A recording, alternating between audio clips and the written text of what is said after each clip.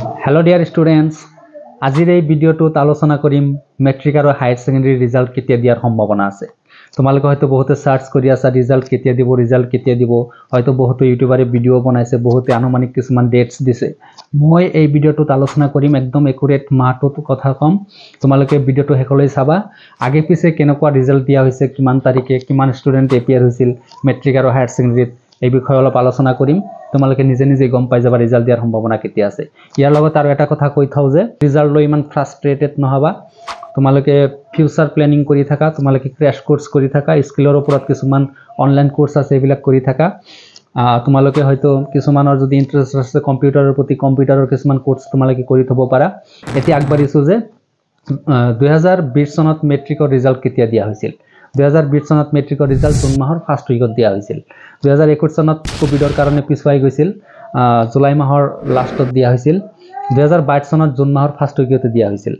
2023 চনত বহুত আগুৱাই আহিছিল, মে মাহৰ 22 তাৰিখে ৰিজাল্ট দিয়া হৈছিল।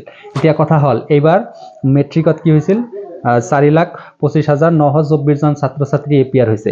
গতিকে ইয়াৰ পৰা আমি গম পাও হয়তো আমাৰ অলপ সময় লাগিব পাৰে বহুত ষ্টুডেন্ট এবাৰ।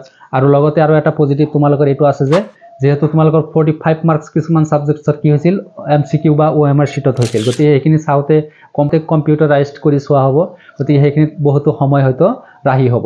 গতিকে এটা অনুমান কৰিব পাৰি হয়তো আমাৰ ৰিজাল্ট মে মাহৰ সেকেন্ড উইক বা থাৰ্ড উইকত ধুনীয়াকৈ সব বস্তু ৰেডি হৈ যাব আৰু ঘোষণা কৰা হ'ব। এতিয়া এইচএছৰ কথা যদি আমি আলোচনা কৰোঁ, এইচএছ আৰু মেট্ৰিক একেলগেই আৰম্ভ হয়। গতিকে ৰিজাল্টটো প্ৰায় একে সময়তে দিয়া হয়, হয়তো এটা সপ্তাহ আগত বা পিছত এনেকুৱা হয় খুব বেছি হলে। গতিকে এইচএছৰ ৰিজাল্টটো হয়তো সম্ভৱতঃ মে মাহৰ সেকেন্ড উইকতে প্ৰকাশ পাব।